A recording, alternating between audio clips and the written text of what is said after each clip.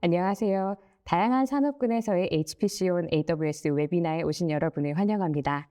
귀한 시간 내주셔서 오늘 함께 해주신 분들 정말 감사드리고요. 유용한 인사이트 얻어가는 시간 되셨으면 좋겠습니다. 저는 AWS에서 세일즈를 담당하고 있고 오늘 진행을 맡은 김정현입니다. 오늘 또 함께하고 있는 패널 분들 소개 같이 드리도록 하겠습니다. 대표님. 네, 안녕하세요. 저는 ISBC의 김완희라고 합니다. AWS와 함께 고객과 함께 그 AWS HPC의 클라우드 여정을 함께 담당할 ISBC의 김완희라고 합니다. 네, 안녕하세요. AWS 최현지입니다. 저는 엔터프라이즈 그리고 중견 중소기업 분들의 클라우드 전환을 그리고 여정을 함께 지원해드리고 있는 세일즈 최현지이고요. 주로 제조, 반도체, 헬스케어 고객들을 담당하면서 HPC 부분에 지원을 함께 해드리고 있습니다. 네, 그럼 오늘 아젠다를 좀 소개를 드려보도록 하겠습니다. 네, 저희 제조업과 반도체 산업 그리고 이제 제약 생명과학 산업에서 클라우드 기반 HPC를 도입하고 있는 여러 가지 계기 또 그 효과에 대해서 사례 기반으로 설명을 드릴 예정이고요. 또 AWS와 ISBC가 그 여정을 어떻게 함께 도와드리고 있는지 안내해 드리는 시간 갖도록 하겠습니다. 오늘 웨비나는 사실 여러분과 소통하면서 평안한 분위기에서 진행을 해보려고 하는데요. 저희가 발표하는 중간중간에 궁금하신 점을 채팅창에 올려주시면 제가 여기서 확인을 바로 할 수 있습니다. 그래서 그런 것들을 제가 두 분께 바로 질문을 드릴 예정이어서 여러 가지 작은 거라도 궁금하신 부분이 있으시면 채팅창에 올려주시면 감사드리겠습니다. 그런 의미에서 제가 첫 번째 질문을 두 분께 한번 드려보려고 하는데요. 오늘 참석하신 분들에서 상당 부분의 참가자분들이 온프레미스에서 HPC를 이미 사용하고 계시거나 아니면 사용하는 거에 대해서 조금 고민을 이미 하셨던 분들이실 것 같아요. 그랬을 때 클라우드에 기반으로 HPC를 전환해야겠다라는 어떤 마음을 먹게 되는 계기들이 있으실 것 같은데 요거에 대해서 두 분이 조금 답변을 주시면 어떨까요? 네, 그래서 제가 먼저 좀 말씀을 드리도록 하겠습니다. 최근에 트렌드 중에 하나가 지금 비즈니스의 어떻게 보면 불영속성, 그 다음에 상당히 복잡하면서 여러 또 이해관계도 들어가고 이제 그러는 과정에서 어떤 연구 프로젝트가 항상 지속적으로 이제 가야 되는데 그런 것들이 이제 언어텐드하게 이제 발생하는 경우들도 많이 있고요. 이제 그러다 보니까 컴퓨팅 파워가 항상 일정하게 필요한 게 아니라 어떤 한 프로젝트가 발생을 했을 때 급하게 이제 그 컴퓨팅 리소스가 필요로 하는데 이거는 이제 온프렘에서 쓰는 데 있어서 이제 기존에 쓰고 있는 자원들이 있다 보니까 근데 이 자원 안에서는 이제 어느 정도 추가적인 프로젝트가 발생을 했을 때 사용하기 어려운 부분들이 좀 있었을 것 같습니다. 그런 것들을 이제 클라우드로 활용을 하면서 필요에 따라서 이제 늘렸다가 필요가 없으면 또 반납했다가 이런 이제 유연한 부분들이 있기 때문에 최근에 이제 많은 고객분들이 AWS HPC를 고려를 하는 거 아닐까 합니다. 아, 그렇군요. 메이저님께서는 혹시 어떻게 생각하시나요? 저는 주로 고객들을 만나봤을 때 이제 HPC라고 하면 주로 대기업에서 사용하신다라고 생각을 하시는데 실제 저와 만난 고객분들은 이제 신규 비즈니스를 시작하시거나 신규 사업을 시작해야 되는데 내 워크로드가 얼마큼 될지 감이 없고 이제 예상이 되지 않으신 고객들이 많으세요. 그런 고객분들은 온프레미스를 직접 투자하시기보다는 클라우드를 활용하셔서 필요하실 때 잠깐 켜두시고 필요 없으실 때는 잠시 쉬실 수 있는, 중지하실 수 있는 이 장점을 많이 활용하고 계시는 것 같습니다. 그리고 또 이와 별개로 이제 제조 고객이나 반도체 고객 그리고 헬스케어 고객분들은 주로 파트너사, 해외 파트너사분들이랑 같이 협업을 하시는데 해외 파트너사와 협업을 하실 때 낮은 레이턴시가 필요하고 공동 작업이 필요한데 이때 HPC를 가장 많이 활용하셨던 것 같습니다. 네, 답변 감사드립니다. 그러면 이제 본격적으로 저희가 준비한 발표 내용을 전달드릴 예정인데요. 지금 아직 질문을 주시진 않으셨지만 중간중간 질문 올려주시면 제가 적재적소한 타이밍에 두 분께 질문을 드려보도록 하겠습니다. 네, 그러면 대표님 조금 준비하신 내용 먼저 발표해 주시면 감사드리겠습니다. 네, HPC라는 말이 상당히 이제 처음이신 분들도 아마 있으실 것 같은데요. 물론 이제 HPC를 알고 계시는 분들도 있겠지만 현대 사회에서 우리가 사용을 하는 데 있어서 자동차나 휴대폰, 노트북 다양한 이런 제품들이 HPC를 기반으로 하여 이제 시뮬레이션을 한 결과를 가지고서 만들어진 제품이라고 보시면 될 것 같습니다. 오늘 앞서 이제 설명드렸던 것처럼 제조업, 그다음에 반도체, 그다음에 생명과학 이 세 가지 꼭지를 가지고서 사례를 후반에 이제 설명을 드릴 텐데요. 지금 여기 그림에 나와 있는 것처럼 첫 번째 그림이 이제 자동차의 이제 이 제조업 쪽의 이제 시뮬레이션이고요. 그다음에 두 번째와 세 번째 그림이 이제 신약 개발, 그다음에 유전자 분석, 이제 세 번째가 이제 유전자 분석이 되는 거죠. 그다음에 이제 밑에 첫 번째 그림은 이제 그 실제 시추나 이런 지질학 연구 이런 쪽이 들어가는 거고요. 그리고 그 두 번째가 이제 반도체 시뮬레이션. 그다음에 맨 마지막에 있는 게 이제 사실 여기 보면 프로세스 컴플렉스라고 이제 설명이 돼 있긴 한데요. 최근에 이제 보면은 제조업 쪽에 다양한 아주 많은 그런 제조 공정들이 들어가는데 그런 것들이 아주 복잡성이 점점 커짐에 따라서 이걸 시뮬레이션 하면서 어떻게 좀 더 최적화해서 좀 더 빠른 시간 안에 이 제조 공정을 최적화할 수 있을까에 대한 시뮬레이션이라고 보시면 될 것 같습니다. 그래서 오늘은 크게 이제 제조업, 그 다음에 생명과학, 그 다음에 반도체 요 세 가지 꼭지로 이제 설명을 드리도록 하겠습니다. 일단 HPC를 이제 클라우드로 사용하는 데 있어서 본격적으로 사용하기 시작한 거는 사실 큰 역사가 길지는 않습니다. 원래 HPC는 이제 기존에 온프렘에 이런 대규모 컴퓨팅 파워를 사용을 해서 이제 사용을 했고요. 근데 최근에 이제 클라우드로 좀 더 유연한 소프트웨어 디파인드 형태의 HPC로 이제 넘어가면서 이제 최근에 아까 이제 앞서 얘기했던 그런 다이나믹한 워크로드를 좀 더 이제 감당할 수 있도록 이제 필요 없을 때는 반납을 하고 필요할 때는 또 이제 그때 디플로이해서 바로바로 이제 사용할 수 있게 되는 이제 그런 형태로 가다 보니까 그 클라우드 환경에서 HPC를 쓰는 데 있어서 이 레뷰나 이런 비즈니스의 파이도 점점 커지고 있다고 보시면 될 것 같습니다. 그래서 다음 페이지 넘기면 실제 온프렘에서 쓸 때와 클라우드에 쓸 때 이제 앞서 설명드렸던 것처럼 온프렘에서 쓸 때는 이제 예를 들어 제한된 노드로 뭐 128노드나 256노드를 가지고 계실 경우에 그 노드 안에서 각각의 그 연구 토픽을 쪼개서 이제 어떻게든 이제 잘 활용을 해서 이제 써야 되는 이제 그런 상황이 발생을 하는데 그러다 보니까 특정 워크로드 같은 경우는 좀 더 딜레이가 돼서 다른 워크로드에 좀 이제 우선순위가 밀리다 보니까 좀 더 이제 시간이 오래 걸리는 경우가 발생할 수도 있는데 실제 클라우드에서 사용을 하게 되면 예를 들어 순간 뭐 512노드가 필요하다 그러면 512노드 잠깐 한 2, 3일 정도 돌렸다가 또 반납하고 이제 이런 형태로 좀 더 이제 빠른 시간 안에 결과를 얻어낼 수 있기 때문에 그래서 많은 고객분들이 클라우드로 이제 검토를 하고 계시는 거라고 보시면 될 것 같습니다. 그 AWS에서 HPC를 사용하는 데 있어서 이제 컴포넌트들이 상당히 많이 있습니다. 그 AWS가 이제 클라우드에 HPC를 만들기 위해서 이제 이 컴포넌트들을 상당히 많이 이제 쉽게 사용할 수 있게 이제 준비를 해놨는데요. 일단 EC2 같은 경우는 이제 컴퓨팅 파워, 그다음에 EFA라고 해서는 보통 온프렘의 HPC를 봤을 때는 이제 뭐 인피니밴드나 이런 고성능의 네트워크 어댑터를 말하는 거고요. 그리고 아마존 FXX라는 거는 보통 이제 슈퍼컴이나 이런 데서 가장 많이 사용하고 있는 러스터라는 스토리지를 관리형으로 해서 출시를 해서 이제 사용할 수 있게 만들어 두고 있습니다. 그리고 자원 관리 부분에 있어서는 이제 AWS 배치나 그리고 AWS 패러럴 클러스터 부분을 가지고서 그 컴퓨팅 파워를 다이나믹하게 오케스트레이션 해주고 자원을 반납하고 이런 것들을 유연하게 사용을 하실 수 있도록 지원을 하고 있고요. 그리고 NiceDCV라는 제품을 가지고 실제 원격에서 그래픽 작업을 하다 보면 이제 그래픽 가속을 하는 부분들이 필요로 하는데 이런 부분들까지도 이제 원격에서 아주 쉽게 쓸 수 있게 지원을 하고 있습니다. 그리고 사용자분들이 웹포탈을 접속을 해서 사용하게끔 이제 지원을 하는 API도 엔진프레임이라는 제품을 가지고 지원을 하고 있고요.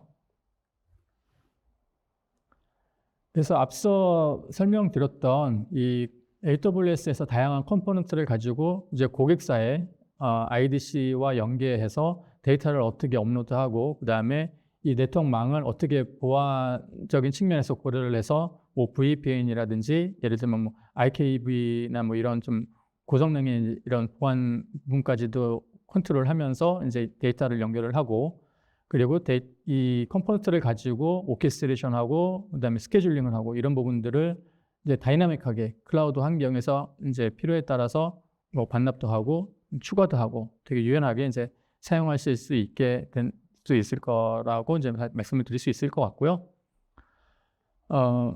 R&D 클라우드 부분에서 사실 제조업 쪽에서 봤을 때 지금 사실 저 차트는 제조업 쪽에서 가장 많이 보시는 부분일 수도 있을 것 같은데요. 어느 연구나 사실 비슷할 것 같습니다. 어떤 연구 토픽을 정하고 거기에 대한 제품 기획을 하고 그 제품 기획을 한 거를 가지고 실제 시뮬레이션을 해서 이게 이제 실제 물건으로 나왔을 때 이제 어떤 또 효과를 볼 수 있을지 그리고 어떤 또 부작용은 없을지 이런 부분들을 다양하게 시뮬레이션을 하는데요. 저 박스 안에서 보면은 이제 엔지니어링 VDI와 HPC 서비스라는 부분이 이제 AWS 환경에서 HPC의 업무로 제조나 이런 부분에서 어떤 제품 기획을 했을 때 그 물건을 시뮬레이션을 하기 위한 프로세스라고 보시면 될 것 같습니다. 그래서 사전에 이제 프로덕션 디자인 부분에서 이제 가장 많이 사용을 하고요. 그리고 실제 프로덕션은 이제 그 연구해서 시뮬레이션한 결과를 가지고서 그 제품을 이제 생산을 하게 되는 거라고 보시면 될 것 같습니다. 네. 방금 말씀 주신 것처럼 신규 서비스를 만들거나 또 제품을 출시하게 될 때 이 R&D를 담당하시는 분들이 가장 큰 페인 포인트가 결국 시간과의 싸움 그리고 또 비용과의 싸움이신 것 같아요. 그래서 이제 그것들을 어떻게 조금 고민하고 그 솔루션들을 찾아가셨는지 사례 기반으로 소개를 좀 드려보려고 하는데요. 우선 제조업부터 시작을 해보도록 하겠습니다. 네, 지금 화면 보시는 이제 글로벌 사례와 실제 이제 국내 사례가 이제 섞여서 이제 쭉 정리를 해놨는데요. 실제 이제 프로덕션인 고객분들도 계시고 실제 검토를 하고 계시는 부분도 계시고 그 다음에 POC를 지금 진행하고 계시는 고객도 좀 있을 수 있습니다. 그래서 많은 지금 사실 후반부에 나오는 반도체와 이제 바이오보다도 이제 제조업 쪽이 훨씬 더 많은 고객사를 좀 확보를 하고 있는데요. 그 제조업 쪽 같은 경우는 아까 앞서 설명했던 것처럼 제조 같은 경우는 좀 라이프 사이클이나 이런 게 좀 더 빠르게 그리고 좀 더 다이나믹하게 이제 그 시장이 역동적으로 움직이다 보니까 온프렘에서 이거를 이제 고정 비용으로 이제 24시간 돌리는 게 아니라 프로젝트성으로 클라우드에서 잠깐 돌리고 원하는 결과만 얻어가고 이제 이런 형태로 사용하는 일반적인 환경에 좀 더 이제 최적화된 부분을 인지를 하면서 고객분들이 그 사내에 있는 HPC를 점차 이제 AWS로 옮긴다거나 아니면은 AWS와 하이브리드로 운영을 한다거나 이제 이런 부분들로 사용을 하시게 되는 것 같습니다. 그래서 여기 보시는 것처럼 이제 주로 항공, 그 다음에 뭐 여기 조선도 사실 있지만 이제 조선 분야도 쓸 수가 있고요. 그다음에 발전소, 그 다음에 뭐 자동차 분야, 그 다음에 여기 보면 이제 하드디스크 제조 분야도 이제 사용할 시뮬레이션에서 이제 사용하는 부분도 있습니다. 그리고 국내 사례들도 이제 국내 자동차 회사들도 몇 군데 있고요. 그래서 이 MFG 쪽에서 사용하는 이 트렌드를 조금 더 이제 그 인프라적인 측면을 봤을 때 사용자분들, 그 연구하시는 분들이 이제 가장 많이 사용하는 게 이제 CFD, 그다음에 유체 해석이죠. 그다음에 FEA라고 그래가지고 구조 해석 부분들도 많이 사용을 하시고요. 예를 들면 이제 자동차 어떤 특정 부품이 이제 어떤 압력에서 어느 정도 열이나 어떤 환경에서 얼마만큼의 그 변형을 견딜 수 있는지, 그러니까 뭐 이런 부분들을 시뮬레이션 할 수도 있고요. 그 다음에 뭐 전자기, 근데 요즘에 뭐 자동차나 이런 거 보면은 물리적인 기계도 있지만 전자 부품이 상당히 많이 들어가죠. 그런 전자 부품에 대해서 이제 각각의 이 전자 부품에 대한 간섭이라든지 아니면 그 이제 메인보드 로직을 이제 어떻게 설계를 한다든지 이제 이런 부분까지 시뮬레이션을 한다고 보시면 되고요. 그 다음에 자동차, 우주항공, 이제 그 외에 이제 다양한 제조 분야에서 이제 활용을 하고 있는데 이 제조업 쪽에서 사용하는 이 인프라적인 특징 중에 하나가 컴퓨팅 노드 간의 이제 고속 네트워크를 가장 중요하게 보는 부분이 있을 것 같습니다. 그래서 인스턴스를 선정을 할 때 보통 뭐 10G나 25G 뭐 이제 이 정도로 많이 사용을 하시는 걸로 알고 있는데요. HPC 환경에서 사용할 때는 통상적으로 이제 50G에서 100G, 그 다음에 뭐 200G, 300G 이런 형태의 네트워크가 지금 준비가 되어 있고요. 그리고 노드 간의 이제 커뮤니케이션을 하는 데 있어서 이제 어플리케이션 간의 커뮤니케이션인 이제 MPI라는 라이브러리를 사용을 하게 됩니다. 그래서 이 부분이 좀 특징적인 부분이 있고요. 그래서 저 MPI를 가지고서 예를 들어 이제 1번 노드가 2번 노드의 메모리를 액세스를 한다거나 그러면서 병렬로 계산하는 이제 그런 로직이라고 보시면 될 것 같고요. 그리고 추가적으로는 이제 프리포스트는 사실 이제 옵셔널인데요.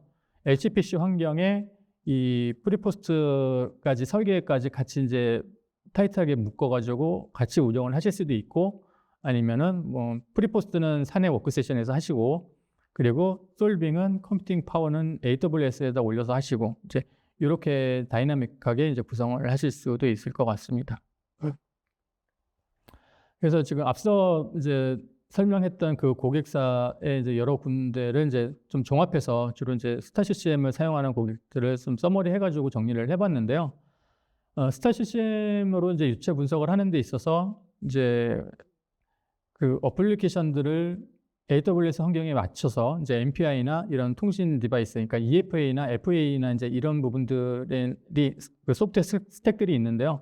이런 것들을 그 스타 CCM과 잘 최적화해서 좀 성능이나 이런 부분들이 좀 더 잘 나올 수 있게끔 이제 소프트웨어 최적화나 이제 운영 환경의 최적화를 지원을 해드리고 있고, 이제 여기에서 이제 뭐 클라우드 라이센스나 이제 이런 부분들도 최근에 보면은 이제 많은 상용 소프트웨어 업체들도 이제 클라우드 라이센스를 조금씩 준비를 하고 있는 상황이라고 보시면 될 것 같아요. 그래서 그런 부분들도 같이 연계가 돼서 온프레임에서 이제 코어 기반이나 아니면 메모리 기반이나 이제 이런 부분들의 이제 고정적인 라이센스였다라고 하면은 클라우드 라이센스로 넘어가면서 이제 만약에 고객이 클라우드 라이센스의 크레딧을 일정 부분 구매를 해놓고 그 컴퓨팅 노드를 예를 들어 뭐 8대가 됐든 아니면은 뭐 32대가 됐든 이제 이런 사이즈에 따라서 이제 솔빙하는 그 결과 사용량에 맞춰서 이제 차감을 하는, 그래서 좀 더 이제 컴퓨팅 파워를 유연하게 사용할 수 있도록 좀 엘라스틱한 그런 라이센스들이 현재 지금 나오고 있고,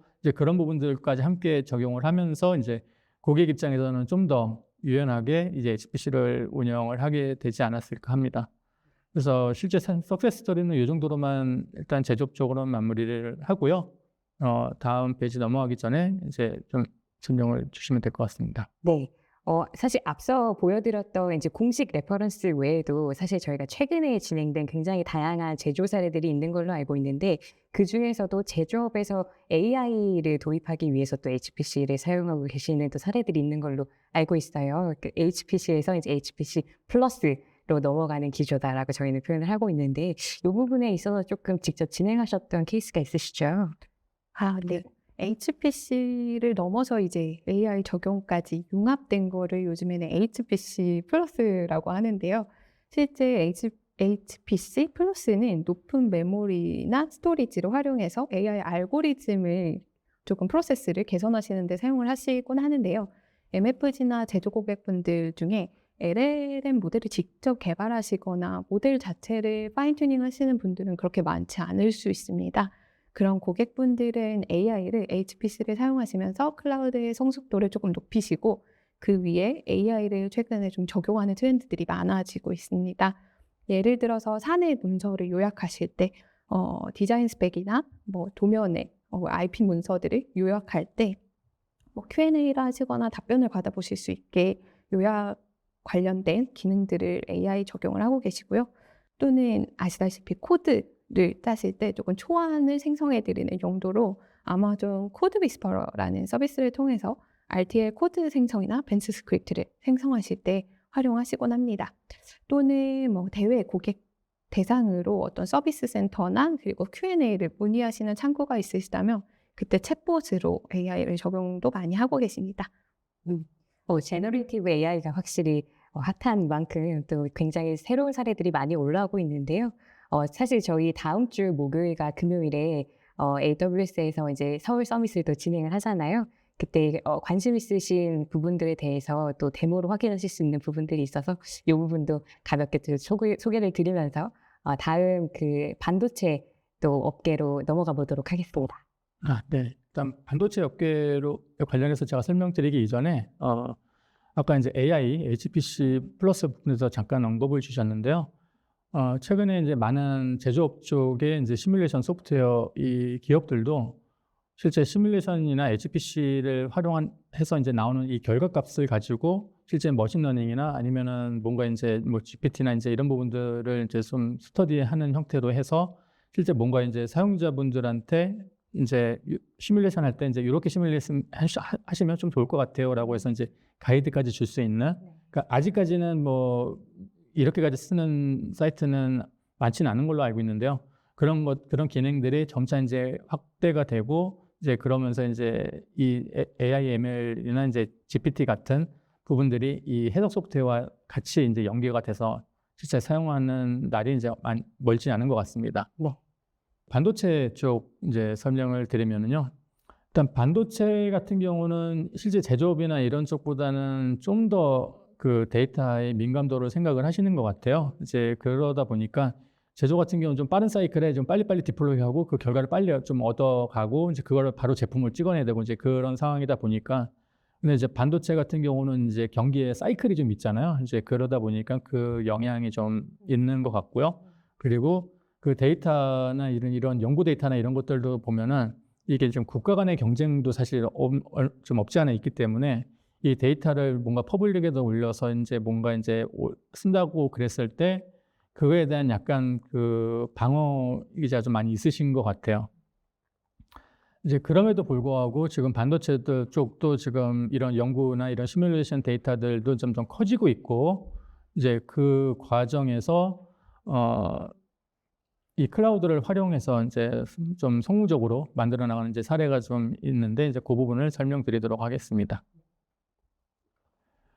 일단 반도체 부분에는 뭐 실제로 뭐 알려지지는 않지만 더 많은 반도체 고객분들이 실제 이제 뭐 AWS나 이런 클라우드 환경에서 시뮬레이션을 뭐 고려하거나 이제 좀 검토하는 고객분들도 꽤 있고요. 그리고 국내에서도 이미 한번 이제 POC로 마무리를 해서 실제 이제 프로덕션을 검토하는 단계로 넘어가는 고객분들도 좀 있습니다.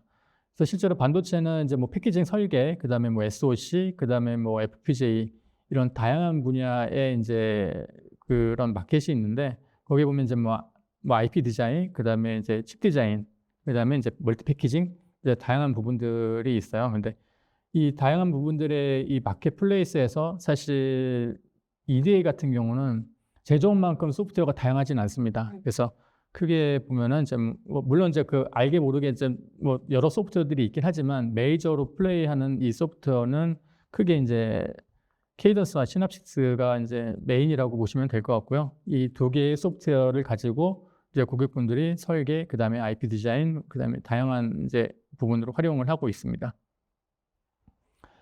그래서 이제 앞서 제조업 같은 경우는 이제 노드하고 노드 사이에 좀 커뮤니케이션이 좀 많아야 된다라고 제가 설명을 드렸는데요. 사실 EDA 같은 경우는 단순히 그 노드하고 노드 간의 커뮤니케이션보다는 오히려 이제 노드 하나에서 뭔가 이제 시뮬레이션 할 때 CPU 동작 속도나 이제 메모리 동작 속도 이런 쪽에 좀 더 이제 좌지우지되는 게 좀 크고요. 그러니까 예를 들면 이제 CPU도 최근에 뭐 4.5기가, 뭐 아니면 4.5기가면 16코어, 아니면은 뭐 이런 식으로 그리고 메모리도 이제 최근에 보면 DDR5 같은 거 나와 있죠. 그러면서 이제 메모리 동작 속도도 많이 올라가고 추가적으로 이 EDA 시장 같은 경우는 이제 메모리 사이즈를 또 상당히 크게 요구를 합니다. 그러니까 제가 이제 지금 저희가 이제 지원해드리는 고객사 중에 이제 하나의 사용자가 거의 이제 시스템의 메모리를 이제 500기가에서 400기가 정도까지 사용하시는 이제 사용자분들도 제가 본 적이 있긴 하는데요. 이제 그 시스템 하나를 동시에 이제 2~3명 정도 공유해서 쓰다 보니까 적어도 이제 하나의 이제 단일 인스턴스 기준으로 1.5테라까지도 이제 필요로 하는 이제 그런 형태로들 이제 많이 사용을 하고 계시고요. 실제 이제 만약에 설계 사이즈나 규모가 작다라고 했을 때는 뭐 64기가나 128기가를 가지고서도 단일 사용자가 사용하실 수도 있긴 합니다. 하지만 이제 최종 이제 멀티 패키징으로 해가지고 이 스마트폰에 들어가는 예를 들어 하나의 이제 CPU나 이제 그런 패키지 칩을 보면은 그 안에 CPU와 메모리와 통신과 이제 다양한 칩들이 이제 하나의 칩으로 이제 구성이 되게 돼 있는데 이제 그런 것들을 서로 이제 데이터를 시뮬레이션을 해서 이게 잘 동작을 할 수 있는지 그리고 어느 부분에 간섭이 없는지 이제 이런 부분들을 뭐 체크하고 이제 그런 여러 가지 로직들이 있는데요. 그런 패키지 단위가 이제 커지면 커질수록 실제 시뮬레이션을 하거나 검증을 해야 되는 그런 시스템의 메모리 규모도 상당히 커지게 되어 있습니다.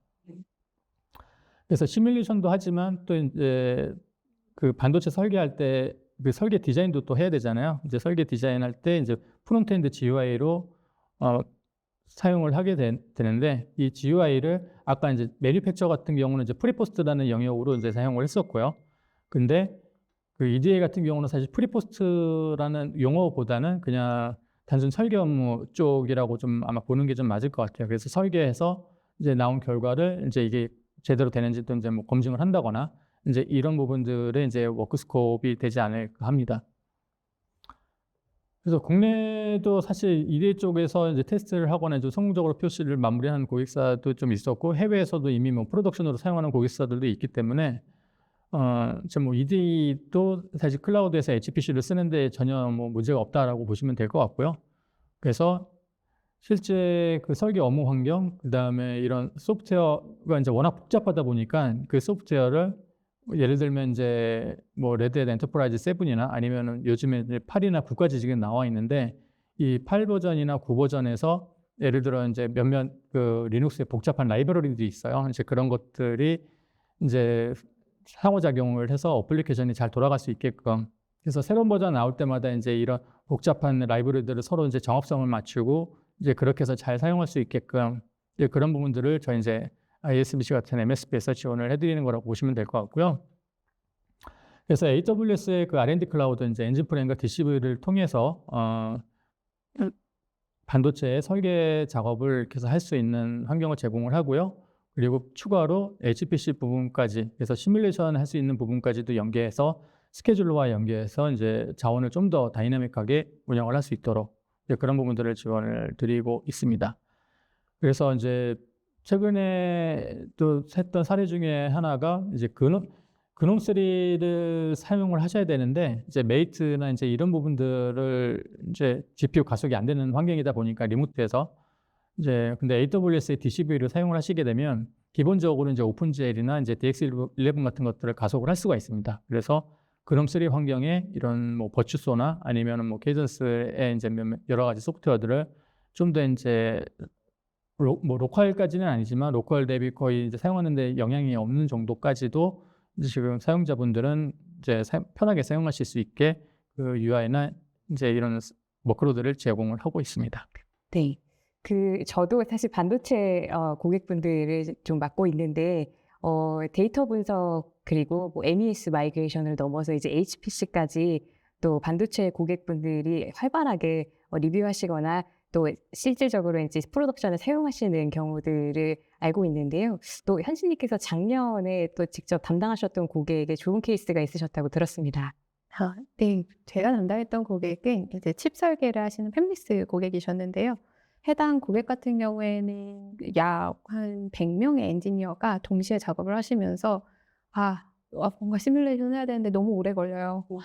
그리고 이거 며칠이나 걸려요. 이런 잡을 수행하는데 조금 오랜 시간이 걸려서 많이 고민하셨던 고객이 있으셨는데요. 네, ISBC와 함께 POC를 진행하시면서 속도에 전혀 문제가 없고 너무 좋다, 속도가 너무 빠르다라는 호평을 주셨던 고객이 있으시고 단순히 HPC뿐만 아니라 이 뭐 컴퓨팅 리소스뿐만 아니라 반도체 작업을 하시면서 앞서 대표님께서 말씀해 주셨다시피 스케줄링도 또 중요한 요건입니다. 그 스케줄링 부분도 함께 그 솔루션을 제공해 주실 수 있어서 고객이 굉장히 만족했었던 것 같습니다.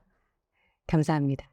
네, 그러면 마지막 인더스트리죠. 저희 제약 그리고 생명과학 분야에 대해서도 소개를 드리도록 하겠습니다. 네, 생명과학은 이제 현재 우리가 많이 먹고 있는 뭐 비타민서부터 그리고 이제 예를 들어 뭐 신약, 뭐 암 개발이라든지 이런 다양한 분야에서 이제 이거를 활용을 하고 있을 것 같은데요. 그 부분에 대해서 이제 설명을 드리도록 하겠습니다. 생명과학 쪽 같은 경우는 또 앞에 그 제조업과 반도체와는 또 다른 또 신세계의 그 워크로드를 또 가지고 있는데 아까 이제 제조업 설명을 하면서 이제 그 AI, ML이나 머신러닝 쪽에 대해서도 잠깐 언급을 했었잖아요. 근데 이제 생명과학 쪽은 예를 들면 뭐 블라스트라든지 그런 뭐 생명과학 쪽에 여러 가지 그 소프트웨어 패키지들이 있지만 오히려 생명과학 쪽이 좀 더 그 제조업이나 반도체 대비 그 ML이나 이런 파이썬 기반의 뭔가 이제 머신러닝이나 이제 이런 부분들을 좀 더 빨리 적용하는 업계가 아닌가 이렇게 해서 좀 생각이 듭니다. 그래서 실제로 저희가 이 고객사의 디플로이를 할 때 보통은 저희가 이제 뭐 레드 엔터프라이즈 기반이나 아니면은 뭐 센토스나 아니면 라키 리눅스나 이제 이런 것들을 많이 이제 활용을 하는데 제조업 쪽 같은 경우는 이제 그런 것들을 많이 사용을 하시죠. 근데 바이오 쪽 같은 경우는 오히려 이제 레드 계열보다는 이제 또 우분투 계열을 또 많이 또 좋아하시더라고요. 근데 그럴 수밖에 없는 게 우분투 같은 경우는 이제 파이썬이나 이제 이런 ML이나 이런 머신러닝 부분에 특화된 패키지들이나 이런 것들에 대해서 좀 더 이제 OS 부분이나 이런 라이브러리에서 있어서 좀 더 이제 좀 최적화되어 있는 그런 부분이 있다 보니까 그런 시장이 좀 다른 부분이 좀 있는 것 같습니다. 그래서 그 파이썬이나 이런 데 이제 머신러닝에서 이제 뭔가 이제 파이썬으로 개발을 한다. 이제 이런 거 했을 때 예를 들면 뭐 주피터 노트북이나 이제 이런 거를 가지고서 이제 뭔가 이제 코드를 정립을 하고 그리고 내가 가지고 있는 이런 뭐 유전자 데이터라든지 아니면은 이제 여러 이제 임상 데이터들을 가지고 이제 데이터들이 워낙 크잖아요. 이제 이런 것들을 FXX나 아니면 이제 그 뭐 S3나 S3도 가격이 워낙 또 이제 좋게 잘 나와 있어서 이런 스토리지 기반에서 이제 데이터를 올려놓고 이걸 이제 빠르게 분석을 하는 용도로 이제 사용하는 형태로 좀 많이 쓰시는 것 같아요. 그래서 여기 지금 나와 있는 것처럼 이제 뭐 제약 연구, DNA, 그다음에 암, 그다음에 이제 뭐 T셀도 사실 이제 암 쪽의 하나의 이제 카테고리라고 보시면 될 것 같아요. 근데 여기 보면은 좀 재밌는 것 중에 하나가 이제 오스릴의 뮤지엄이 있는데 이 뮤지엄이 갑자기 웬 DNA? 이제 이럴 수 있잖아요. 근데 이제 뮤지엄도 그런 여러 가지 그 고대 동물이나 이제 이런 여러 가지 뭐 그런 뮤지엄에 전시돼 있는 여러 가지 생물들에 대한 유전자 지도를 그려놓고 이제 그걸 분석을 하고 이런 용도로도 사용을 한다고 하더라고요. 그래서 이제 저 분야뿐만 아니라 지금 사실 현재 인류가 지금 이제 정복해야 되는 마지막 단계 이제 암 연구가 이제 마무리가 되면 이제 그다음에 또 새로운 연구로 또 이제 연구를 활용을 하지 않을까 합니다. 그래서 이 생명과학 쪽 같은 경우는 주로 이제 유전자, 단백질, 신약 이 크게 세 가지 카테고리에서 벗어나지 않고요. 그리고 기본적으로 보통 이제 AWS의 뭐 저희 사례 말고도 이제 다른 쪽 사례는 다 섞어서 보면은 AWS 배치라는 모듈이 있고 그 다음에 이제 슬럼이라는 또 소프트웨어 패키지가 또 있습니다. 그래서 AWS 배치를 가지고서 이제 단순히 배치잡 형태로 이제 시뮬레이션을 하는 케이스가 또 있고 슬럼도 물론 이제 배치잡으로 동시에 뭐 어레이잡이나 이런 거 다양하게 활용을 하실 수가 있기 때문에 사실 뭐 어떤 걸 쓰시든 사실 사용하는데 크게 불편함은 없으실 거예요. 근데 다만 이제 뭐 상용 소프트웨어를 쓰시는 경우도 있지만 또 이제 오픈 소스 기반으로 파이썬이나 이제 이런 형태를 가지고서 AIML을 응용하는 그러면서 이제 백엔드 HPC를 AIML 용어로 해서 뭐 GPT가 됐던 뭐 이런 뭐 머신러닝 쪽으로 해서 활용을 하실 수가 있고요. 근데 이제 라이프 사이언스 같은 경우는 좀 앞서 이제 EDA나 이제 제조 같은 경우보다 조금 다르게 GPU를 좀 더 이제 많이 활용을 하는 그런 시장인 것 같습니다. 그래서 물론 최근에 제조업 쪽에서도 이제 뭐 스타CCM이나 이런 몇몇 그런 소프트웨어들이 GPU 쪽에서도 시뮬레이션을 할 수 있게끔 최근 이제 조금씩 나오고는 있는 상황이라고 보시면 될 것 같은데 오히려 이제 이 GPU를 가지고서 머신러닝이나 이런 쪽에서는 오히려 좀 더 이제 오래됐잖아요. 그래서 좀 더 많이 쓰고 그리고 현재 우리가 지금 많이 사용하고 있는 챗 GPT라든지 이제 이런 것들도 거의 대부분 다 GPU 기반이기 때문에 오히려 이제 라이프 사이언스는 GPU 쪽의 의존도가 좀 높지 않나. 그리고 그래픽 터미널 같은 경우는 이제 필요할 수도 있고 이제 필요 없을 수도 있는데 맨 나중에 이제 반도체가 아니라 이제 이런 바이오 같은 경우는 단백질 시뮬레이션 할 때 이제 시각화하는 경우는 그렇게 많지는 않아요. 그러니까 사실 우리가 뉴스에서 언론이나 이렇게 보면은 이제 뭐 단백질이 어떻게 되고 막 움직이고 이제 이런 것들을 아마 보신 적이 아마 있으실 것 같은데 이제 그거는 최종 다 시뮬레이션해서 그냥 어떻게 보면 이렇게 보여주기 위한 식인 거고 사실 연구원분들이 봤을 때는 내가 시뮬레이션 한 거를 가지고 쭉 이제 결과를 보고서 이제 그거 이제 평균이나 통계 같은 데이터를 보는 거라고 보시면 될 것 같아요. 그래서 밑에 이제 오픈 소스로 이제 설치를 할 때 예를 들어 PIP 인스톨해서 바이오 사이언스 저런 식으로 설치를 해가지고 쓰는 경우가 훨씬 좀 많다. 이게 좀 다른 시장 대비 좀 이런 부분들이 좀 특이한 것 같아요. 물론 이제 상용 소프트웨어로 GPU에 이제 머신러닝 기반으로 이제 들어가는 경우도 있는데 그런 것들이 지금 미국의 많은 스타트업이나 이런 회사에서 그 상용 소프트웨어 라인업으로 가는 경우도 있지만 이걸 아예 오픈 소스화 해가지고 그리고 어떤 스타트업은 또 엔비디아 쪽에 인수가 된 회사들도 꽤 있어요. 이제 그런 회사들이 엔비디아에서 인수를 하면서 그냥 이 라이브러리나 이 소프트웨어 스택, 연구용으로 쓰는 이 소프트 스택들을 그냥 오픈 소스로 풀어버리는 거죠. 그렇게 해서 모든 연구하시는 분들이 자유롭게 이제 쓰실 수 있게 뭐 이제 뭐 이런 것들도 좀 있고요. 그래서 이제 시장에 그런 좀 특이한 부분들이 좀 있는 것 같아요. 네. 그래서 바이오 같은 경우는 실제 이제 고객사에서도 오히려 이제 연구하시는 분들이 주로 이제 굳이 이제 IT까지는 별로 신경 쓰고 싶지 않아 하시는, 이제 물론 이제 국내 몇몇 이제 대기업의 그 바이오 고객분들은 아직까지도 좀 온프렘에 꼭 써야 된다. 그래서 이제 오프렘에 데이터를 놓고서 이제 이런 것들 아직 고집하시는 고객분들도 많이 계시는데요. 근데 이제 여기 보시는 것처럼 이제 굳이 산에 필요한 환경, 이제 사실 바이오 사이언스 같은 경우 오히려 데이터 스토리지 용량이 앞서 이제 뭐 제조나 이런 쪽보다 훨씬 더 크기 때문에 이 고성능의 스토리지를 어떻게 빠르게 읽어서 이걸 어떻게 분석을 할까라는 미션이 상당히 크게 잡혀 있습니다. 그래서 그 옆에 아웃컴에 보시면은 이제 예를 들어 10,000개의 생물학적 샘플을 데이터를 좀 빠르게 처리한다든지, 아니면은 50억 개의 분자 한문을 이걸 하루 만에 분석하는 게 사실 쉬운 얘기가 아니잖아요. 이제 온프렘에서 이제 GPU를 아무리 비싼 걸 사도 이 스토리지나 이런 게 제약이 있기 때문에 이거를 이제 빨리 할 수 있는 부분을 하려면 클라우드에다가 올려놓고 데이터를 예를 들어 뭐 10테라든 20테라든 올려놓은 다음에 이 스토리지가 예를 들면 초당 뭐 20GB/s에서 뭐 50GB/s 이상의 성능을 또 내는 경우도 있습니다. 용량이 늘어나면 늘어날수록 성능이 늘어나기 때문에 이제 그런 부분들을 같이 잘 조합을 해서 이제 GPGPU가 됐던 CPU가 됐던 이제 이런 컴퓨팅 파워와 이제 연계를 해서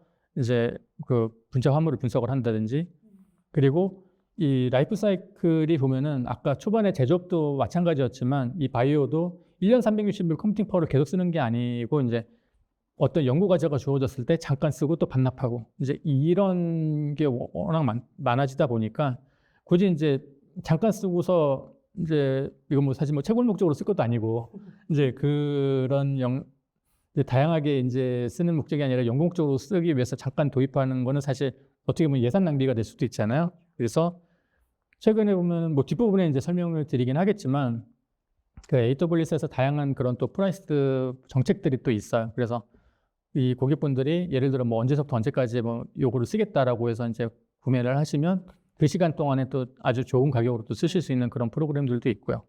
이제 그런 것들이 다 연계가 돼서 컴퓨팅 리소스도 이제 50% 절감도 하고, 그 다음에 그 사용하시는 과학자분들이 좀 더 이제 이 대규모 컴퓨팅 파워를 필요할 때마다 이제 잠깐 쓸 수 있도록 이제 쉽게 이제 그 UI나 인터페이스를 제공하는 그런 게 또 이제 강점이지 않을까 합니다. 말씀 주신 내용들을 제가 들으면서 잠깐 기억이 났던 사례가 있는데, 그 종근당 사례도 최근에 이제 많이 다뤘던 사례인 것 같아요. 특히 이제 신약 개발 진행하시면서 그로맥스 오픈소스를 많이 또 사용을 하시는데, 종근당 같은 경우는 50개 잡 정도를 기준으로 했을 때 기존에는 48시간 정도 시간이 소요가 됐다면 이번에 이제 G5 12X 라지라는 GPU를 활용해서 시간을 1시간 정도로 단축했던 또 사례가 기억이 납니다. 동일한 이 라이프 사이언스는 아니지만 또 굉장히 비슷한 사례가 미디어에서도 있었죠. 네, 미디어 고객의 경우에도 제가 한번 경험을 해봤는데요. 미디어 고객 같은 경우에는 이제 제가 맡았던 고객은 이제 막 신설을 하셨습니다. 근데 아시다시피 컨텐츠 제작을 할 때는 어마무시한 서버와 렌더팜이 필요한데요.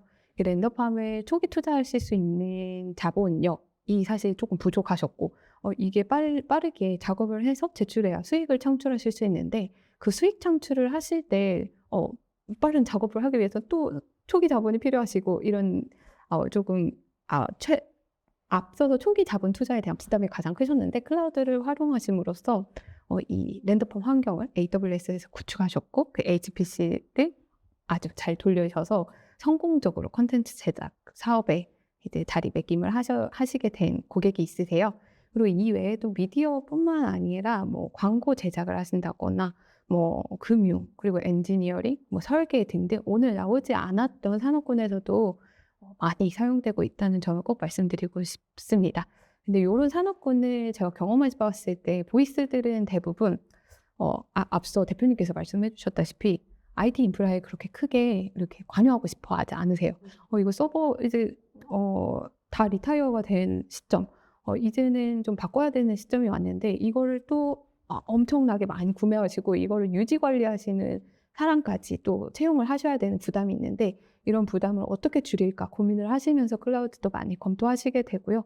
그 외에도 특히 방금 말씀드렸던 라이프 사이언스 같은 경우에는 제가 신문에서 보았는데 라이프 사이언스의 50% 신약 연구를 하실 때 50%는 단독으로 하시는 게 아니라 파트너사와 같이 협업을 하신다고 하더라고요. 그래서 이 파트너사, 해외 지사가 있으신 고객분들 같은 경우에는 이 데이터 파이프라인을 해외와 같이, 국내와 같이 구축을 하시고 여기에서 분석을 하고 이 결과를 같이 공유하고자 하는 니즈가 많으신데 이런 고객분들이 주로 많이 사용하고 계시는 것 같습니다. 네, 감사합니다. 네, 지금까지 저희 제조 그리고 반도체 그리고 라이프 사이언스 그리고 또 방금 여러 가지 예시 주신 사례까지 다양한 산업군을 조금 살펴보면서 HPC 특히 이제 클라우드 기반의 HPC를 어떻게 도입하게 되시는지에 대해서 알아봤는데요.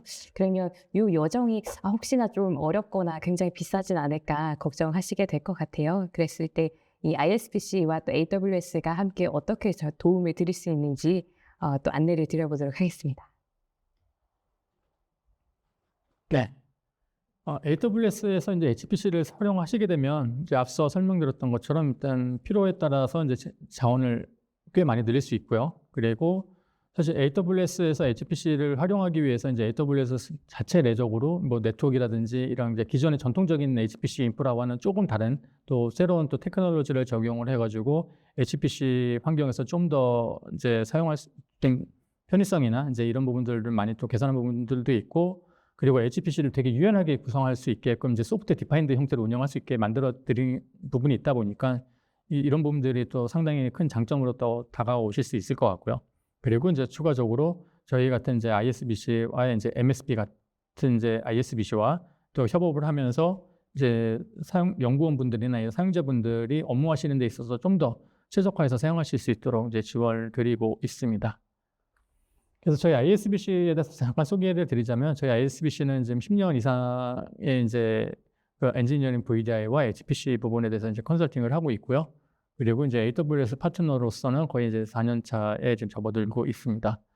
그래서 그리고 국내에 이제 저희가 뭐 온프렘도 하지만 또 이제 클라우드 쪽에 이제 이런 그 엔지니어링 VDI 쪽으로 대규모 이상의 이런 VDI와 HPC를 연계한 부분에 이제 기술 지원을 저희가 경험을 하고 있고요. 현대도 좀 지원을 하고 있고 그리고 많은 또 ISV 파트너들과도 이제 같이 이제 어떤 이슈가 있을 때 또 풀어나가거나 이제 이런 부분들도 같이 지원을 드리고 있습니다. 그래서 이제 앞서 이제 그런 AWS에서 HPC를 쓰는 데 있어서 이제 크게 이제 여기 보면은 이제 협업, 아까도 이제 협업 얘기가 잠깐 나왔었죠. 이 협업을 한다는 것 자체가 이제 클라우드에다 놓고 예를 들어 북미 지사나 아니면은 뭐 미국에 있는 그 협력사 아니면은 뭐 남미에 있는 협력사 이런 쪽에 글로벌한 협력사들 같이 이제 일할 수 있는 콜라보레이션 기능을 기본적으로 이제 활용하실 수가 있고요. 그리고 R&D나 이제 렌더팜, 아까 이제 영어 제작이나 이제 이런 부분들까지 다 활용을 하실 수가 있고, 이제 오픈젤 가속이라는 토픽이 있는데요. 오픈젤이라는 게 이제 그 실제 제조나 이런 설계할 때 자동차에 이제 어떤 뭐 기류가 어떻게 흘러간다든가 이제 이걸 3D로 계속 표현해 주잖아요. 이제 그런 부분들에 대해서 이제 그래픽 라이브러리를 쓰는 게 있는데 이런 것들은 이제 원격에서 GPU를 쓸 수 있게끔 이제 제공을 하는 그런 기술이라고 보시면 될 것 같습니다. 그래서 이제 HPC를 사용하는 데 있어서 그 프론트엔드에 이제 VDI 서비스가 들어가는데요. 이 스탠다드 R&D 클라우드를 가지고 이제 제조업, 영화 제작, 대학교 그리고 여기에 뭐 나와 있지는 않지만 이제 뭐 금융이라든지 그리고 금융 이외에 뭐 이제 그 뭐 지질학 뭐 이제 다양한 연구 분야에서도 그리고 지구과학 분야 이제 뭐 이런 뭐 기상 뭐 다양한 분야에서도 이제 이런 HPC들을 활용을 할 수가 있고요. 그래서 대학교 연구소에서도 다양한 학과, 그다음에 카티아는 이제 제조나 설계 뭐 이런 쪽일 거고요. 그리고 이제 이거는 기본적으로는 저희가 이제 AWS 환경을 만들어 드릴 때 이 GUI 터미널을 리눅스 기반으로 만들어 드립니다. 그래서 예를 들면 스타CCM이나 아니면 이제 이런 몇몇 소프트웨어들 대부분 이제 리눅스를 지원하기 때문에 이제 리눅스를 지원해 드리고 만약에 이제 뭐 카티아나 이런 소프트웨어 같은 경우는 또 이제 리눅스용이 없고 이제 윈도우용밖에 없잖아요. 이제 윈도우용밖에 없는 경우에는 또 윈도우에서 쓸 수 있게끔 환경을 또 같이 만들어 드리기도 합니다. 그래서 HPC 환경에서 이제 그 AWS에서 이제 HPC를 만들어 드릴 때 저희가 이제 오케스트레이션에서 소프트웨어 디파인드 형태로 백엔드에 이렇게 디플로이를 해드립니다. 그럼 사용자 입장에서는 웹포탈만 접속을 해서 사용하시면 되고 이 웹포탈 통해서 이제 그 그래픽 터미널 안에서 HPC 잡이나 아니면은 뭔가 내가 이제 설계 시뮬레이션을 하는 프리포스트 잡 이런 것들을 동시에 이제 실행할 수 있는 그런 환경의 포털을 제공을 해드리고 있습니다. 그래서 그 포털이 지금 보시는 이 화면이 되는 거고요. 그래서 초반에 이제 화면 로그인을 해서 이제 메뉴 보시면은 그래픽 터미널이 있고 이제 잡솔빙하기 위한 뭐 안시스나 뭐 이런 CFX나 이런 툴들이 있죠.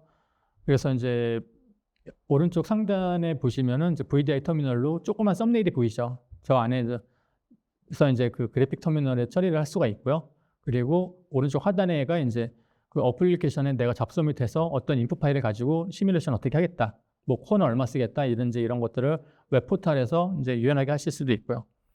그리고 웹 포털 꼭 아니더라도 저 리눅스 기반의 그래픽 터미널 안에서도 잡서밋이나 이런 거를 하실 수가 있어요. 그래서 그냥 그래픽 터미널 안에서 굳이 웹 포털 안 띄우고 그 안에서 이제 VI로 사용자가 뭔가 이제 커스텀하게 해가지고 뭔가 편집을 해서 그걸 좀 다이나믹하게 해서 좀 자동화를 한다거나 뭐 사전 전처리 할 때 이제 어떤 부분에 대한 스텝이 필요하면은 그런 것들을 스케줄에 다 넣어서 그 안에서 이제 원스톱으로 한 번에 다 할 수 있게끔 이제 그런 것들을 고객분들이 좀 더 이제 유연하게 할 수 있게끔 좀 개방돼 있다라고 보시면 될 것 같고요.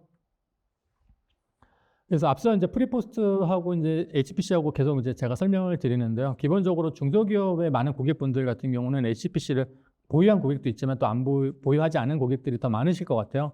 그래서 이런 시장 같은 경우는 주로 이제 워크스테이션에서 주로 사용을 하시고 클라우드를 쓰시게 되면 기본적으로 저희가 리눅스 환경으로 만들어 드리는데 이 리눅스 환경에서 백엔드에 HPC까지 같이 다 타이트하게 연계되어 있는 구성으로 만들어 드리다 보니까 이 시뮬레이션과 이제 프리포스트 워크로드를 하나의 그 스크린 안에서 모두 다 작업을 하실 수 있게 이제 아주 심플하게 제공을 해드리고 있습니다. 그래서 이제 앞서 설명드렸던 것처럼 중소기업이나 이제 HPC가 없는 고객분들 같은 경우는 단순하게 그냥 AWS의 스탠드얼론 라이센스나 스탠드얼론 클라우드로 적용을 해서 이제 사용하실 수가 있고요. 그리고 대기업에 계신 분들 같은 경우는 대부분 다 이제 HPC를 보유를 하고 계시기 때문에 AWS의 하이브리드를 구성을 하실 수도 있고 이 하이브리드를 구성했을 때 이제 이거를 벌스팅 목적, 그러니까 업무 워크로드가 잠깐 필요할 때 쓰실 수 있는 방법이 있고 아예 그냥 워크로드를 나눠가지고 이쪽 워크로드는 온프렘 쓰고 이쪽 워크로드는 클라우드를 쓰고 이제 뭐 이런 식으로 뭐 정책적으로 좀 더 유연하게 이제 사용하실 수 있도록 설계를 해드리고 있습니다.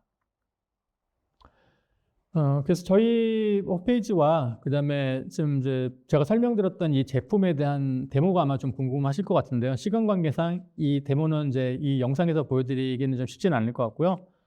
지금 QR 코드로 스마트폰이나 이런 걸로 찍어서 이제 보시면 바로 이제 데모 영상이나 아니면은 이제 실제 이 프레젠테이션 제품 소개나 이런 것들을 좀 받아보실 수 있을 것 같습니다. 그리고 맨 오른쪽에 보면 이제 테크블로그라고 있는데요. 이 테크블로그에 있는 내용을 한번 쭉 보시면 제가 설명드렸던 지금 좀 되게 짧은 시간에 되게 좀 많은 내용들을 좀 설명드린 것 같은데 그런 부분들을 쭉 풀어가지고 이제 좀 길게 이제 블로그로 이제 편하게 좀 보실 수 있게 되어 있으니까 이제 이런 것들을 좀 참고를 해보실 수 있을 것 같습니다. 이번에는 AWS에서 어떤 지원들을 좀 드리는지 함께 알아보도록 하겠습니다. 대표님께서 앞서서 이제 HPC 부분을 많은 산업군에서 어떻게 활용하고 있는지 그리고 제안을 같이 해주셨는데요. 이런 제안을 받으시면 딱 들으시자마자 그래서 뭐 어디서부터 어떻게 시작해야 되나요? 라는 질문들이 많으실 거예요. 그러면 제가 그거에 대해서 조금 어떤 AWS가 지원을 하고 있는지 설명을 드리도록 하겠습니다. AWS는 사실 지금 참석하신 모든 고객분들은 모두 담당 어카운트 매니저가 있습니다. 그 담당 어카운트 매니저분들과 연락을 하시면 현재 고민하고 계시는 페인 포인트에 맞춰 서비스를 추천해드리고 사용하시면서 비용이 너무 많이 나오는데요? 라는 고민이 있으시면 거기에 조금 더 최적화해드리거나 전문가와의 서비스, 워낙 다양한 서비스가 있기 때문에 각 서비스별 전문가와 컨설팅을 연결해드리고 있습니다.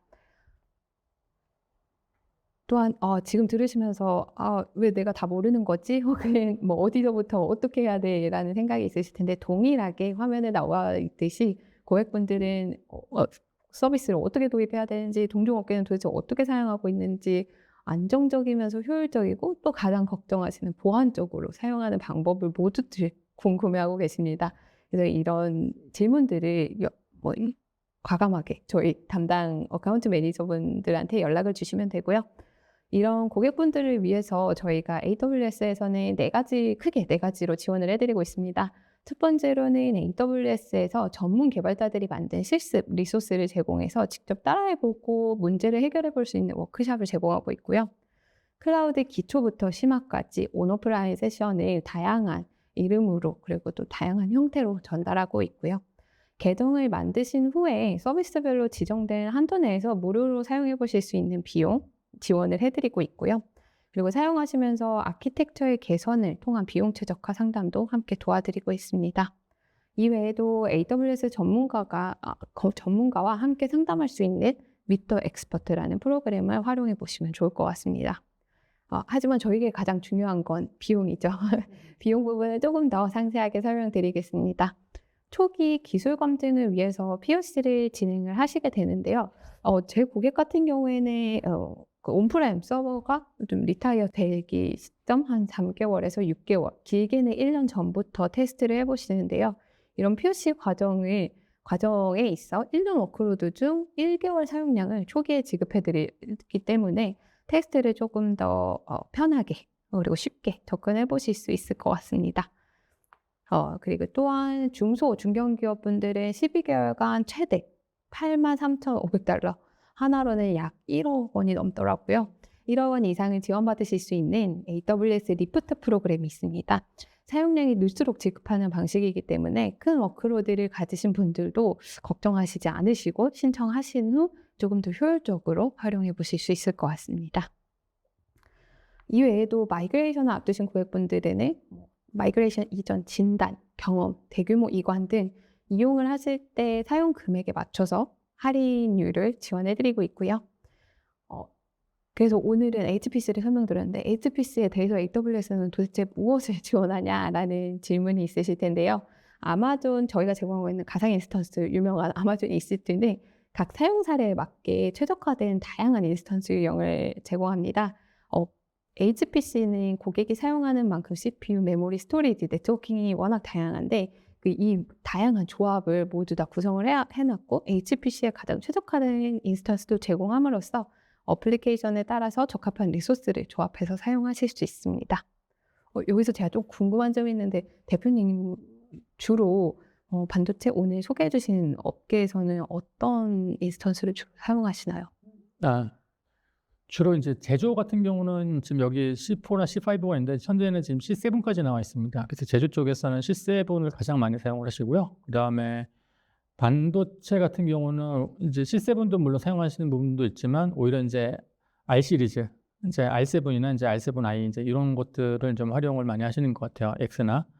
그리고 보통 이제 프리포스나 이제 설계나 이런 쪽 작업할 때는 이제 지금 여기 보면은 G2하고 G3가 있는데 지금 현재 G5까지 지금 나와 있고요. 올해 아마 뭐 G6가 나온다고 하는데 뭐 나와 봐야지 알 것 같습니다. 3분 뒤에 네. 되겠더라고요. 그래서 이제 지금 현재 아직까지도 G4DN으로 사용하시는 고객분들이 많이 계시고요. 그리고 스토리지는 주로 이제 S3나 아니면 이제 FSX를 가장 많이 사용한다라고 보시면 될 것 같습니다. 이런 부분도 저희 인스턴스 종류가 워낙 많아서 이름만 들어도 조금 아찔한데 이런 부분도 ISBC에서 추천을 해주실까요? 네, 일단 고객사의 워크로드나 CPU 사양, 그다음에 이런 것들을 다 고려해서 그 시장에서 맞는 그 인더스트리에서 사용하는 소프트까지 감안을 해서 이제 인스턴스를 추천을 해드리고요. 그리고 추가적으로는 이제 또 인스턴스를 추천해서 끝나는 게 아니라 인스턴스 사이즈도 더 중요합니다. 그러니까 사실 고객분께서 가지고 계시는 그런 예산과 이제 거기에 맞춰서 이제 사용할 수 있는 인스턴스 사이즈, 예를 들어 뭐 2X라지, 4X라지, 뭐 16X라지 크게 있는데 이제 이런 것들 중에서 고객사에서 워크로드로 다 돌리는 데 있어서 예를 들어 뭐 4X라지면 충분하다. 이제 뭐 이런 얘기가 될 수도 있죠. 그러니까 그런 것들을 실제 POC를 해가면서 이 최적의 그 코스트 환경을 찾아드리는 것들을 지원을 하고 있습니다. 네. 방금 설명해 주신 인스턴스도 사실 다양한 요금 옵션을 제공해서 비용을 조금 부담을 줄이시면서 사용해 보실 수 있는데요. 워크로드에 맞춰서 최소 40%에서 90%까지 할인받으실 수 있습니다. 중간에 적혀져 있는 예약 인스턴스 같은 경우에는 1년 또는 3년 약정을 설정하시면 안정적인 워크로드 같은 경우에는 40%에서 70%까지 할인받으실 수 있고요. 단기간 잠깐 컴퓨팅 리소스가 필요하신 경우에는 유휴 자원을 단기적으로 활용하실 수 있는 스팟 인스턴스를 활용하시면서 90%까지 혜택을 받아보실 수 있습니다. 특히 오늘 설명드린 HPC는 컴퓨팅 리소스가 변화가 워낙 다이나믹하기 때문에 다양한 구매 옵션을 결합하시거나 하시면 조금 더 비용에 최적화해서 사용하실 수 있습니다. 이제 더 이상 사두신 서버만 사용하시는 게 아니라 그 이상의 워크로드가 있을 땐 잠시 쓰셨다가 저렴한 가격에 활용하실 수 있다라고 생각해 주시면 좋을 것 같습니다. 저희가 예시 가격을 준비해 봤는데요. 앞서서 대표님께서 설명해 주셨다시피 HPC에 주로 사용되는 컴포넌트들을 기본적으로 넣어서 계산을 해 봤고요. 이렇게 견적이나 혹은 내가 사용했을 때 얼마큼의 비용이 나올까라는 궁금증이 있으신 분들은 ISBC 오늘 설명해 주신 대표님과 그리고 AWS 담당자에게 문의를 주시면 어떤 서비스들이 들어가야 하고 그 서비스 비용에 맞는 가격을 제안해 드릴 수 있을 것 같습니다. 마지막으로 오늘 같이 참석해 주신 ISBC와 같은 AWS는 다양한 파트너사를 보유하고 있는데요. AWS 사용해야겠다 마음 먹은 순간 AWS 들어가셨을 때 회원 가입부터 이거 어떻게 입력하지? 라는 생각이 드실 때도 많으세요. 그래서 회원 가입부터 레퍼런스 제공해 드리고 기술 전문성을 기반으로 기술 컨설팅까지 시작을 하시는데 그리고 성숙해 가시는 DX 여정을 같이 도와드립니다. 그래서 파트너라고 생각하시면 비용이 들거나 컨설팅 비용이 따로 든다라고 생각하시지만 그렇지 않고요. 이번에 이렇게 세션이 마무리되고 나 그럼 상담 받아보고 싶다라고 하시는 분들은 파트너사랑 어떻게 상담을 시작하실 수 있냐면요. 금일 세션 이후에 오른쪽 하단에 이메일 주소가 있습니다. AWS KR HPC @amazon.com인데요. 이쪽으로 HPC 관심 어플리케이션 그리고 도입해 그리고 도입을 하시려고 하시는 영역을 간단하게 공유해 주시면 앞서 세션을 진행해 주신 대표님과 그리고 AWS 각 담당자분들이 컨설팅을 진행해 드릴 예정입니다. 행사 등록 시에 이미 기록해 주신 분들도 계신데요. 그분들은 저희가 별도로 연락드려서 같이 상담 도와드리겠습니다. 네, 감사합니다. 저희 이제 질문들을 좀 보려고 했는데요. 사실 저희가 굉장히 또 인텐스하게 여러 내용을 드렸다 보니 경청을 해주시느라 많은 질문을 해주시지는 못했던 것 같아요. 그래서 이 두 번째 있는 질문을 이제 두 분께 드리려고 하는데 조금 서머라이즈를 해보면 앞으로 더 많은 고객들이 클라우드 기반 HPC를 더 많이 도입을 하게 될 거라는 어떤 예상을 하시는지 궁금합니다. 네, 충분히 그럴 거라고 보고요. 그러니까 일반적인 워크로드가 있고 사실 이제 HPC 워크로드가 있고 이제 뭐 다양한 워크로드가 있는데 이제 그중에 이제 HPC 같은 경우는 과제가 있을 때 잠깐 이제 연구 결과를 도출하고서 이제 사용을 안 하는 이제 그런 형태가 많다 보니까 오히려 이제 다른 쪽의 영역보다는 HPC 쪽 이 부분이 오히려 좀 클라우드 쪽으로 좀 더 이제 가속화돼서 이제 넘어가지 않을까 좀 조심히 한번 생각을 해보고 있습니다. 감사합니다. 혹시 의견 있으실까요? 최근에 앞서 말씀드렸다시피 AI 적용이 이곳저곳에서 다 시작되고 있습니다. 그래서 AI 적용을 시작하시다 보면 컴퓨팅 리소스가 늘기도 하고 HPC를 고려하시는 신규 비즈니스 같은 경우에는 사실 예측할 수가 없습니다. 이 서버를 몇 억을 들여서 몇 개월 기다려서 받았는데 이거를 내가 언제까지 그리고 얼마나 잘 사용할지 이거를 묵혀둘지 아무도 예상할 수 없기 때문에 이런 고민이 있으신 분들은 클라우드는 그게 가장 큰 장점이기 때문에 제일 점차 늘어나지 않을까. 그리고 이 부분을 시장이 모두 공감하고 있는 부분인 것 같습니다. 네, 감사합니다. 저희가 준비한 내용은 여기까지인데요. 부디 이제 1시간 동안 저희가 드렸던 말씀이 여러분들께 도움이 되었으면 좋겠습니다. 저희가 앞서 보여드렸던 그 이메일 주소가 있는데 그쪽에 오늘 조금 들으시면서 궁금하셨던 점이 있으시거나 또 앞으로 업무를 하시면서 중간에 조금 이렇게 기억나시고 궁금하신 부분이 있으시면은 이 이메일로 연락을 주시면 저희가 바로 답변을 드리도록 하겠습니다. 그리고 이 웨비나가 종료된 다음에 오늘 또 참석해 주신 분들 대상으로 조금 저희 쪽에 방문 미팅을 말씀을 주시면 저희가 이 경품을 가지고 또 함께 인사를 드릴 수 있도록 하겠습니다. 네, 1시간 동안 저희 경청해 주셔서 너무 감사합니다. 저희 이렇게 마무리하고 인사드리도록 하겠습니다. 네, 감사합니다. 고맙습니다. 네.